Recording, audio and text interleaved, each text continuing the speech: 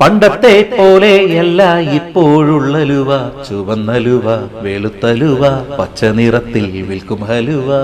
നല്ല മൈദ മാവ് ഷുഗറും ചേർത്ത് ഉണ്ടാക്കുന്ന കോഴിക്കോടൻ ഹലുവ.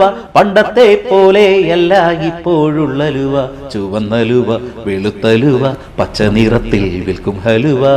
നല്ല മൈദ മാവ് ഷുഗറും ചേർത്ത് ഉണ്ടാക്കുന്ന കോഴിക്കോടൻ ഹലുവ.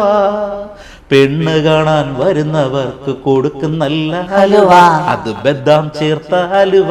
ഈ ഹലുവ തിന്ന് ഷുഗർ കൂടിയാൽ കൊടുക്കും നല്ല ഉലുവ, അത് വറുത്ത് പൊടിച്ച ഉലുവ. മമ്മൂട്ടി ഗ്ലാമറായതും ലാലേട്ടൻ സൂപ്പറായതും അതെന്തുവാ ഈ അലുവ, ഓ എന്തുവാ ഈ അലുവ. പൂക്കുട്ടിക്കോസ്കാർ കിട്ടുവാൻ കാരണം നമ്മുടെ ഈ ഹലുവ. പണ്ടത്തെ പോലെയല്ല ഇപ്പോഴുള്ള ലുവ, ചുവന്നലുവ, വെളുത്തലുവ, പച്ച നിറത്തിൽ വിൽക്കും ഹലുവ. നല്ല മൈദ മാവ് ഷുഗറും ചേർത്ത് ഉണ്ടാക്കുന്ന കോഴിക്കോടൻ ഹലുവ.